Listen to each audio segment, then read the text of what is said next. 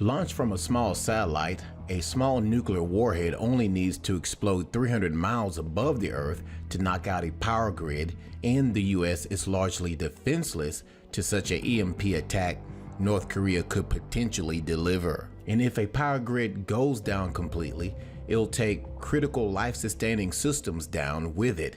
Mass infrastructure for banks, hospital, communications, food, water, and the internet could be disrupted for a year, if not outright destroyed by such an attack. If a nuclear device designed to emit EMP were exploded 250 to 300 miles up over the middle of the United States, it would disable the electronics in the entire United States, said EMP expert Gail Nording. That would disable the entire electric grid.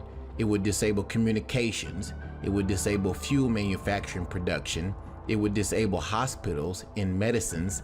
It would disable 911 call centers. Right now, a EMP attack by North Korea poses a potentially greater threat to the US than an intercontinental ballistic missile, and the Hermit Kingdom already orbited its KMS-3 satellite over the US back in 2012. It's currently unknown if North Korea has a warhead small enough for a satellite.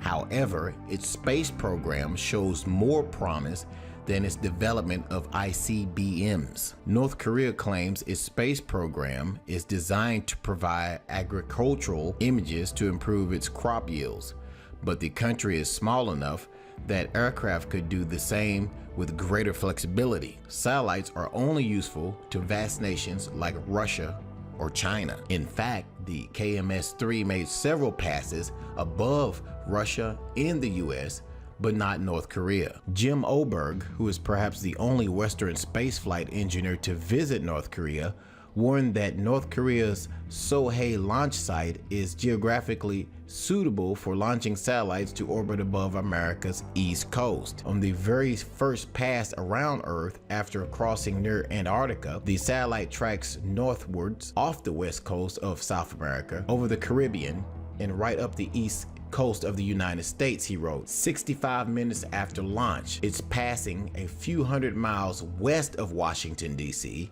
and with a minor steering adjustment during launch, it could pass right over Washington, D.C. What might be inside the half-ton package in the satellite is literally anybody's guess. Interestingly, the federal government is currently running mass casualty drills in Manhattan as part of Operation Gotham Shield. The US, however, is behind Russia, China, Israel, and even Iran in EMP preparedness. But the United States does possess EMP weapons as well. Now, I want to be clear.